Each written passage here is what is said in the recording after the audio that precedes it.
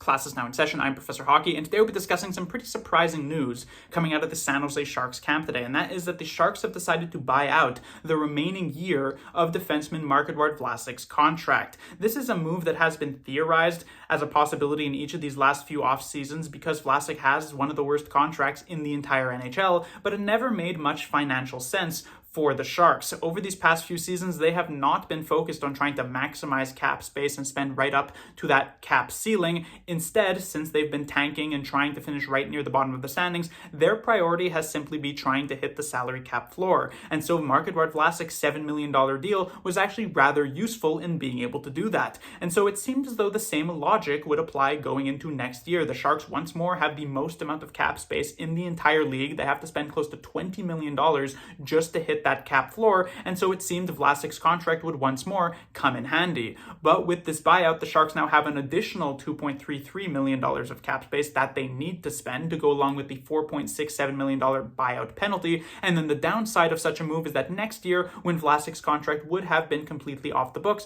the Sharks will incur an additional just over $1 million penalty. But the upside here is really not going to be all that useful. The Sharks did not need this extra just over $2 million of cap flexibility, and next year the downside isn't really going to get in the way of anything either. And so this was a move that didn't really seem to be all that financially motivated. There must be some other driving factor behind such a decision being made, behind the reason for why Mike Grier would pull the trigger on buying out such an important player within the Sharks' history. And there are two different directions that you could take with this. The first of which is that the Sharks are attempting to do Vlasic a favor.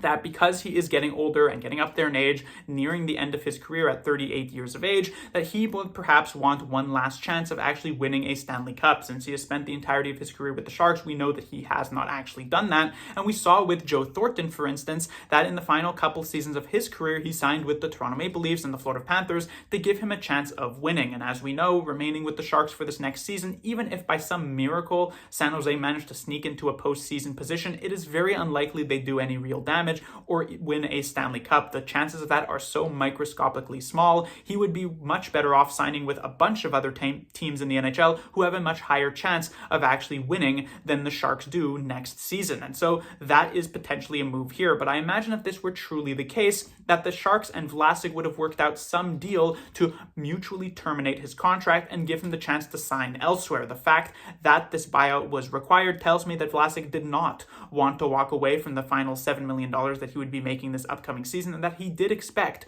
to be back with the Sharks next year. And if you go back to what he said in some of his postseason interviews and the locker cleanup, it seemed as though by what he was saying that he indeed expected to be on San Jose next year. And now that is no longer the case. And so it does not seem to be a favor being done to Vlasic or anything like that. Instead, this seems like the type of move, in my opinion, that is just to clear up some roster space. Vlasic created a little bit of a traffic jam when it comes to the Sharks' bottom pairing defensive pair. This is something that I mention when the Sharks bring in another bottom pairing guy or a bottom six forward like a Vinny DeHarnay or like a Dellandrea, Grundstrom, and Goodrow, which is that these players take up premium roster spots that could otherwise potentially be filled by younger players who have more of a future with your organization. Now, of course, you could sit here and say, well, if the younger player was truly good enough, they would earn that roster spot over the more veteran guy. But as we know in practice, that isn't always that simple. If you go back to this past season, Barclay Goodrow was statistically one of the worst players in the entire NHL. And yet, when he was healthy, he was in the lineup for the Sharks every single game. And it's one thing when he was rocking a fourth line spot for the final half of the season. Maybe you don't have a better fourth liner within your system, but when he was getting third line and even top six positions in the first half of the year, there is not possibly an argument that exists that there was not a younger player within the Barracuda who could have potentially filled in that spot instead. Someone like a Gushin or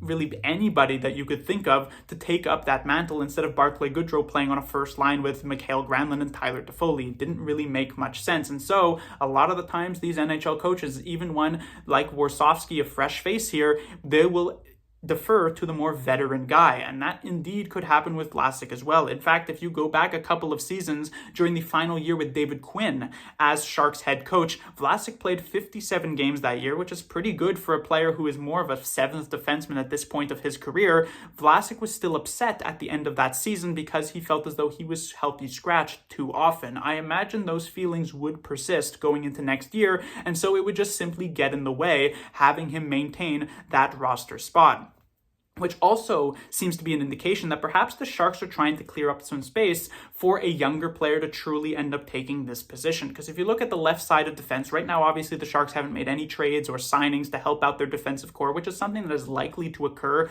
over the coming weeks and months, but right now it has not yet happened. But yet, if you still look at that left side, the Sharks right now, their top four would be Ferraro and Mukhamadullin in this position. Mukhamadullin, you're pretty happy there. Ferraro, it's a bit more shaky, but it's something that the Sharks would absolutely go with if truly they entered this season with this roster. And then on that bottom pairing, it would likely be someone like Henry Thrun.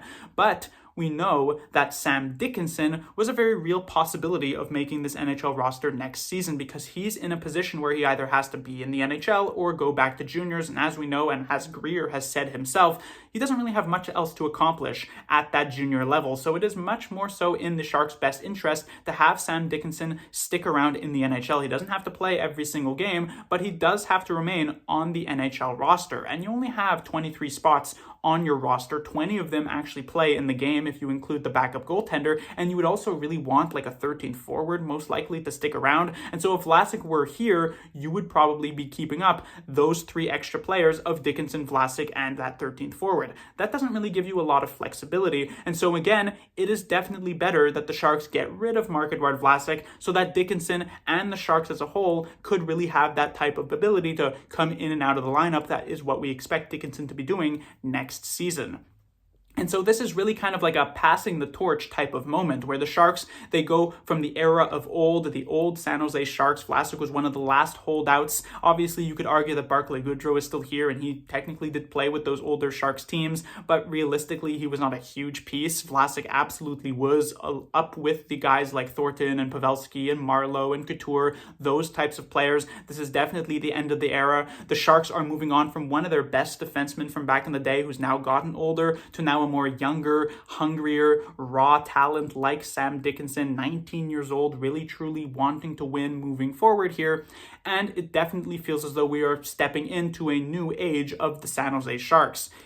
It is unfortunate that it is a buyout that ends out his career with San Jose. Obviously, Vlasic had done a ton for the San Jose Sharks back during his prime years as an NHL defenseman. For those who may have only become San Jose Sharks fans these past season, it might not feel that way because obviously Vlasic has been quite bad for each of these last few years. But if you go back, for instance, to 2014, Marc-Edouard Vlasic was able to make the Team Canada Olympic roster that year, which was incredibly impressive because that's always a terribly tough team to actually qualify for. And while Vlasic didn't really provide a ton offensively, he was so good defensively that Team Canada wanted him there on that roster. He was one of the best, if not the best defensive defenseman at that time. And then if you go to the playoffs of that season in 2014, the Sharks facing off against the Los Angeles Kings, the team that would eventually win the Stanley Cup in that first round, the Sharks had a 3-0 series lead, and unfortunately would end up getting reverse swept. One of the major reasons for that occurring is that early in Game 5, Vlasic would get injured by Kings forward Jarrett Stoll and would not return for the rest of the series. That was a massive, massive loss for the Sharks at the time. If you fast forward a couple of years to 2016, the first and only year that the Sharks have ever made the Stanley Cup finals, one of the major reasons for that was that Vlasic did an exceptional job of shutting down every single team that they faced, their top players. First round against the Los Angeles Kings, shutting down their leading goal scorer Tyler Toffoli. Second round against the Nashville Predators, shutting down Philip Forsberg. Third round against the St. Louis Blues, shutting down Tarasenko to where he only scored a couple of goals in the garbage time of that final Game 6. And even in the final series, the Stanley Cup series against the Pittsburgh Penguins, going up against likely the best player in the NHL at that time, Sidney Crosby, in a series that the Sharks would end up losing. It was not Vlasic's fault for not doing a good enough job there. Crosby finished that season, or that series, with 0 goals on the board. It was the Penguins' depth that truly ended up beating the Sharks in that series. Vlasic was once again superb, and so he was amazing through his career with the San Jose Sharks. It is, as I said, absolutely the end of an era here. It is unfortunate to see him go, but it does create the necessary roster space that the Sharks need to have the flexibility to play some of their younger guys who are truly the future of this organization. Class dismissed.